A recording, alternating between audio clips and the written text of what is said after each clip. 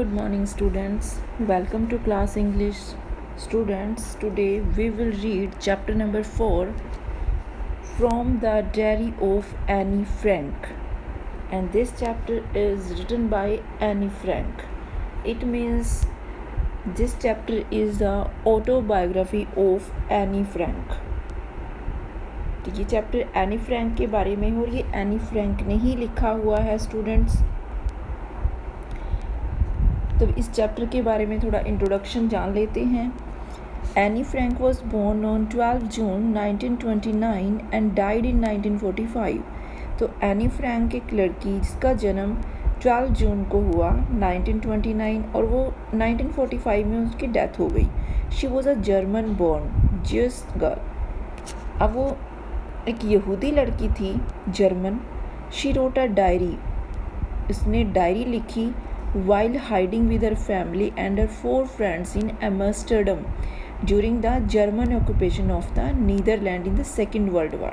कि उसने डायरी कब लिखी? जब वो अपनी फैमिली और अपने 4 फ्रेंड्स के साथ एम्स्टर्डम में छिपी हुई थी during the German occupation of the Netherland in the Second World War. कि जब सेकेंड वर्ल्ड वार हुई थी उस टाइम जर्मन का जो जर्मन थे वो नीदरलैंड उन पर नीदरलैंड में जर्मन का उनका हक था हिटलर वहाँ पर उस time.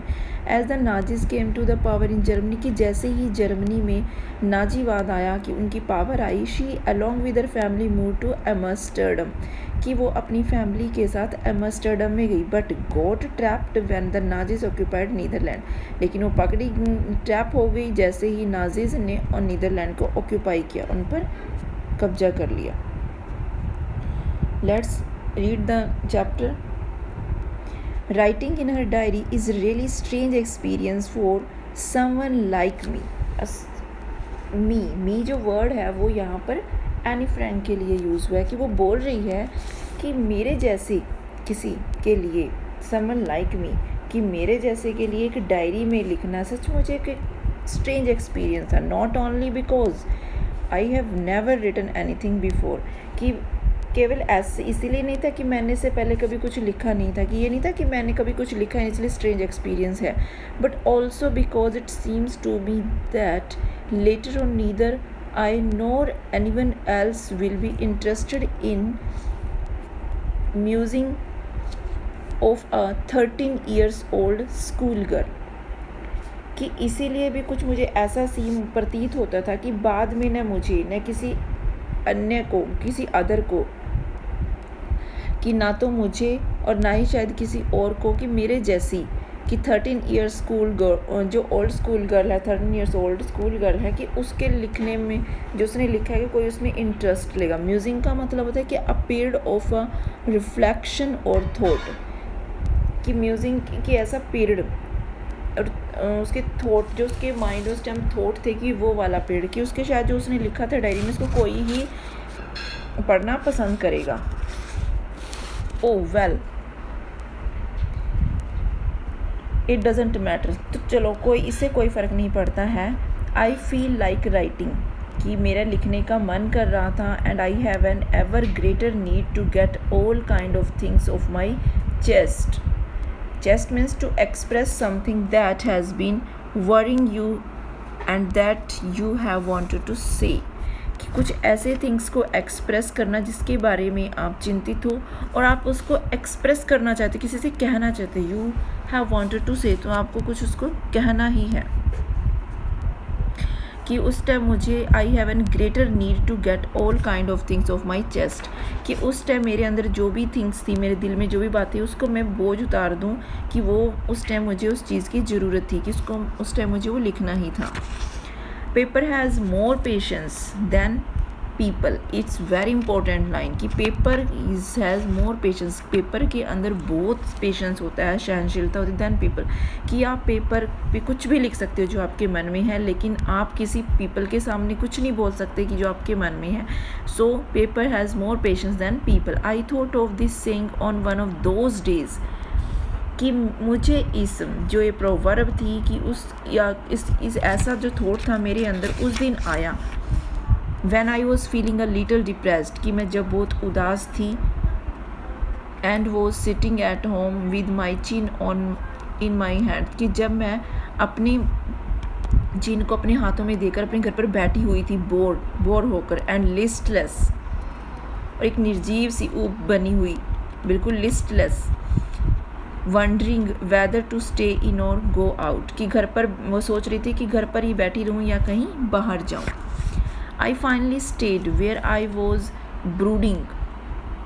Brooding means engaged in deep thought about something that make one sad, angry or worried. Means कि engaged रहना ऐसे थॉट में कि बिल्कुल जो आपके मन में थॉट है, उन गहरी सोच है, उनके बारे में बिल्कुल इंगेज रहना, सोचते रहना, जो आपको बिल्कुल सैड बना दे, गुस्सा बना दे, और जैसे आपको चिंतित रहे उस चीज़ के बारे में, कि जो ऐसे थॉट है. कि आई फाइनली स्टेड. अब वो बोलता है, अब वो क्या बोलती है कि आई फाइनली स्टेड, कि अब मैं रुकी, कि मैं वहीं रही जहाँ मैं थी, और मैं सोचती रही. Yes paper doesn't have more patience, कि येस पेपर के अंदर बहुत डज हैव मोर पेशेंस होती है. And since I am not planning to let anyone else read this stiff backed notebook grandly. अब वो क्या बोलती है कि मेरे कोई ऐसा विचार नहीं है कि since I am not planning to let anyone else read this stiff back notebook grandly, कि मेरा ऐसे कोई थिंकिंग नहीं है कि मैं इस सच्ची नोटबुक को, जिसे कि मेरे पास जो स्टिफ बैक्ड, कि मेरी ऐसी प्लानिंग नहीं है कि कोई भी इसको रीड करे. This stiff back note grandly, grand means in a proud manner, कि मैं इसको बड़े गर्व से इस को जो डायरी है मेरे पास, इसको नाम देने जा रही हूँ, कि जिसमें अपनी मैं फीलिंग को एक्सप्रेस कर सकूँ. और उसने इस डायरी को क्या नाम दिया, उसको रेफ़र कर रखती है एज अ डायरी. उसको चीज़ को क्या बोलती है, diary. Unless I should ever find a real friend it probably want make a bit of difference, कि दूसरे को पढ़ने दूंगी, कि मैं कि ये प्लानिंग करने जा रही हूँ कि मैं इस जो नोटबुक है मेरे पास, मैं इसको नाम देने डायरी नाम देने जा रही हूँ, कि मैं इसको किसी को दूसरे को पढ़ने दूंगी जब तक मुझे कोई ever find a real friend नहीं मिल जाता. इसे लिखने से शायद ज़्यादा कोई अंतर नहीं पड़ेगा, कि अगर मैं इसे लिख भी रही हूँ तो कोई ज़्यादा फ़र्क नहीं पड़ेगा, लेकिन मैं इसे तब पढ़ने दूंगी किसी को जब मुझे एक रियल फ्रेंड मिल जाएगा. Now I am back to the point that prompted me to keep a diary in the first place, कि मैं अब उस पॉइंट पर आती हूँ जिसने मुझे डायरी लिखने के लिए प्रॉम्प्ट किया, मुझे इनकरेज किया, कि क्या थी वो बात जिसकी मैं डायरी लिख सकूँ. पहली बात तो ये थी कि I don't have a friend, कि मेरा कोई फ्रेंड नहीं था, इसलिए मैंने डायरी लिखना शुरू किया. अब ये एनी फ्रैंक बोल रही है कि I don't have a friend, मेरा कोई फ्रेंड नहीं है, that's why I keep a diary. Let me put it more clearly, since no one will believe that a 13-year-old girl is completely alone in the world and I'm not.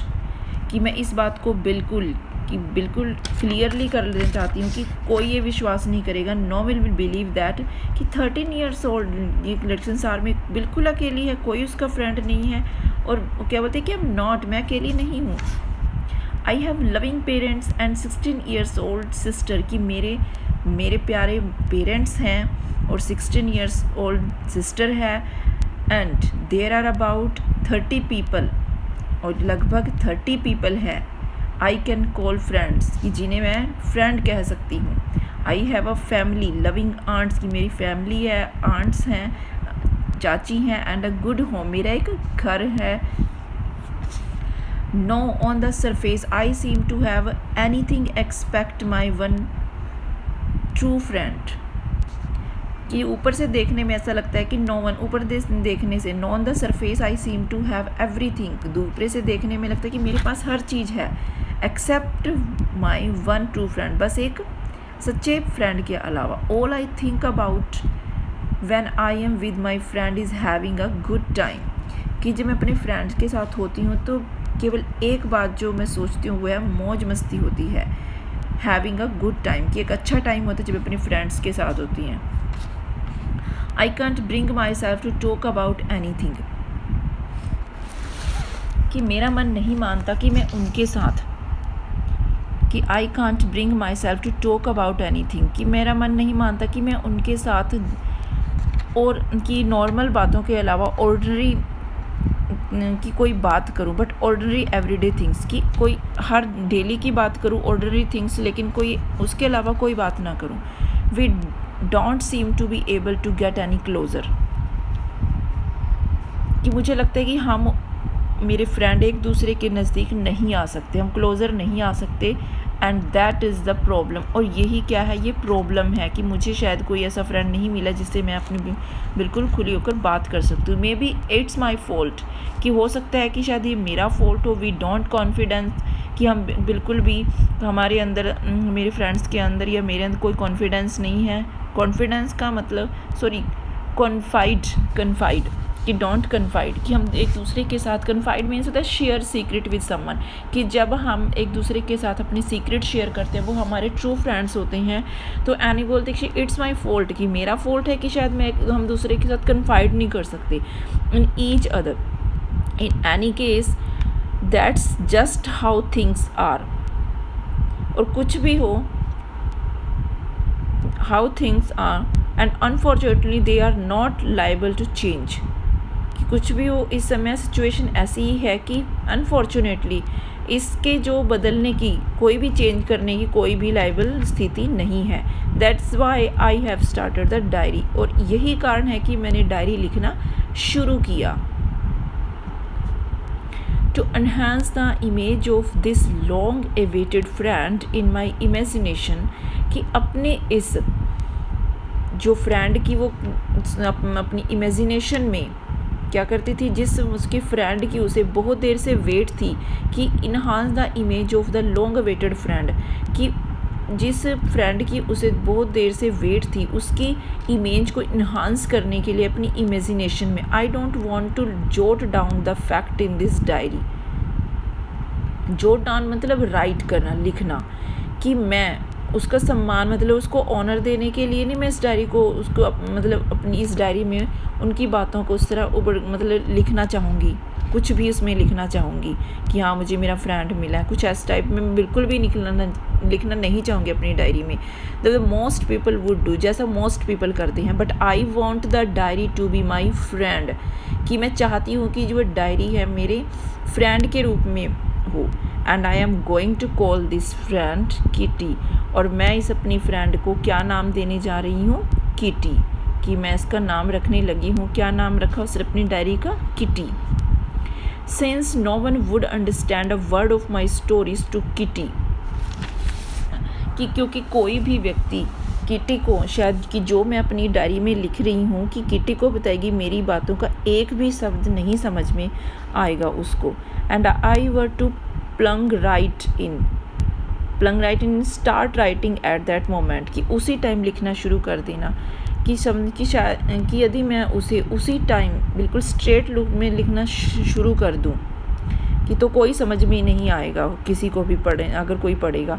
I would better provide a brief sketch of my life, कि मैं कैसे लिखना शुरू करूँगी, कि पहले मैं अपनी लाइफ के बारे में उसको बिल्कुल इंट्रोडक्शन दूंगी, कि मेरी लाइफ में कि कैसे कैसे मुझे प्रॉब्लम्स आई, कैसे मैंने डायरी को लिखना शुरू किया, कि मैं पहले अपनी लाइफ के बारे में बताऊंगी. Much as I dislike doing so, कि लेकिन मुझे ऐसा करना अच्छा नहीं लग रहा है, लेकिन फिर भी मैं बताऊंगी ताकि कोई मेरी डायरी को रीड करे और उसके बारे में मुझे, उसके बारे में कि एनी के बारे में तभी उसे पता चलेगा जब वो स्टार्टिंग से लिखना शुरू करेगी.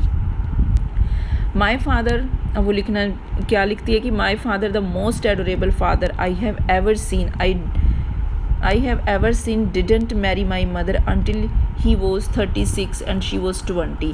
बोलते कि मेरे फादर, जो मेरे सबसे प्यारे फादर थे, जिन्हें मैंने कभी देखा हो कि उसकी माँ ने तब तक उसके साथ उसने तब तक मेरी मतलब मदर के साथ मेरे फादर ने तब तक मैरिज नहीं की जब तक वो 36 के नहीं हो गए, और उसकी जो मदर थी वो 25 ईयर्स की नहीं होगी. My sister Margot was born in Frankfurt in Germany in 1926. अब बोलते कि मेरी जो सिस्टर थी मार्गेट, जो वो उसका जन्म था वो फ्रैंकफर्ट जर्मनी में हुआ था 1926 में.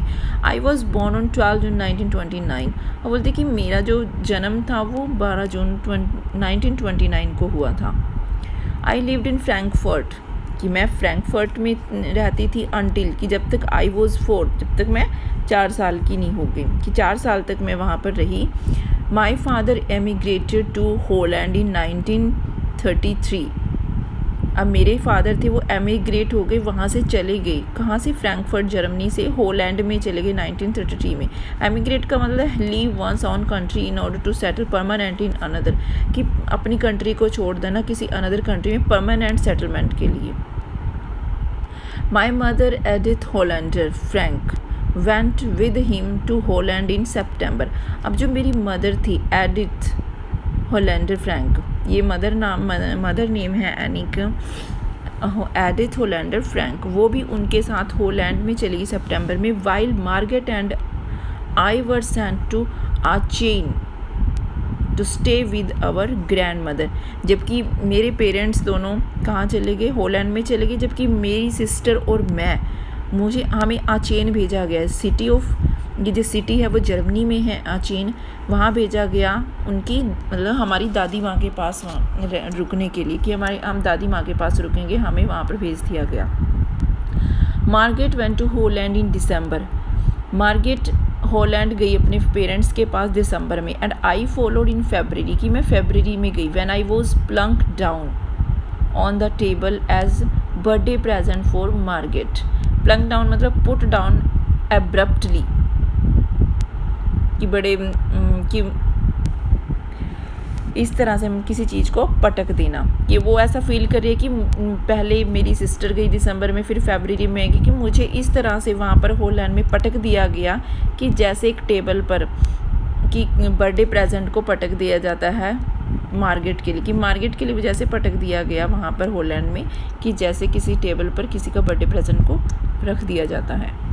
I started right away at the Montessori nursery school, और मैंने वहाँ पर तुरंत ही मॉन्टेसरी नर्सरी स्कूल में जाना शुरू कर दिया। I stayed there until I was 6, कि मैं वहाँ 6 साल तक की होने तक मैं वहीं पढ़ती रही। Eight which time I started in the first form, और तब मैं पहली कक्षा में वहाँ पर कि फर्स्ट फॉर्म में पहुँच गई। In the 6th form my teacher was Mrs Kuperus. अब जब वो 6th क्लास में आई तब उसकी जो टीचर थी वो कौन बनी, मिसिज कुप्रेस। उसकी टीचर का नाम था मिसिज कुप्रेस। द हेड मिस्ट्रेस, जो वहाँ की हेड मिस्ट्रेस थी। हेड मिस्ट्रेस मतलब a woman who is the head teacher in a school. आपको पता ही है कि हेड मिस्ट्रेस कौन होती है, कि जैसे हेड मास्टर होता है प्रिंसिपल, ऐसी हेड मिस्ट्रेस जो वुमन वहाँ की टीचर, स्कूल की हेड टीचर थी। At the end of the year, अब ईयर के एंड में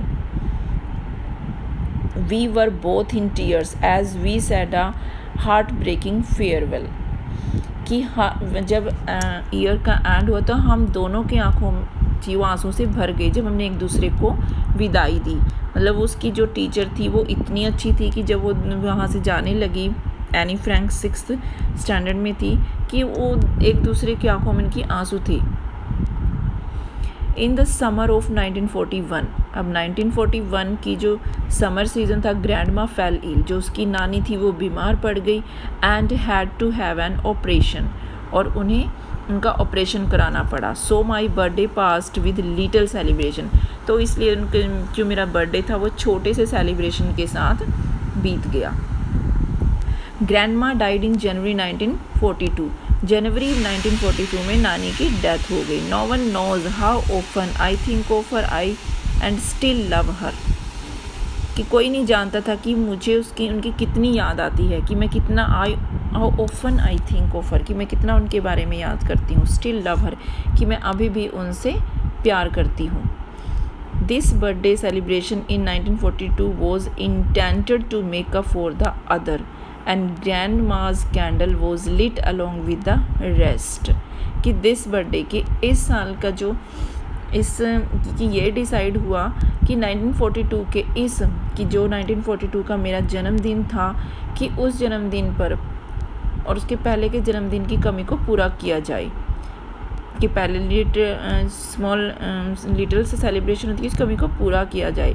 और नानी माँ की मोमबत्ती भी, कि जो उसकी ग्रैंड माँ की कैंडल थी, कि वो भी अदर कैंडल के साथ जलाई जाए। अब स्टूडेंट्स आज हमने इस चैप्टर का कुछ कम्प्रीहेंशंस कंप्लीट किए हैं। मे बी 2 पार्ट्स हमारे कंप्लीट हो चुके हैं, 2 कम्प्रीहेंशंस। तो स्टूडेंट्स अच्छे से इसको समझना है, रीड करना है। एनी फ्रैंक के बारे में is a biography of Anne Frank. तो ये जो जिस चैप्टर है वो उसी की ऑटोबायोग्राफी का पार्ट है एनी फ्रैंक की। अच्छे से रीड करना है, समझना है, और इससे रिलेटेड जो भी क्वेश्चन आंसर होंगे I will send by PDF। So students, thank you.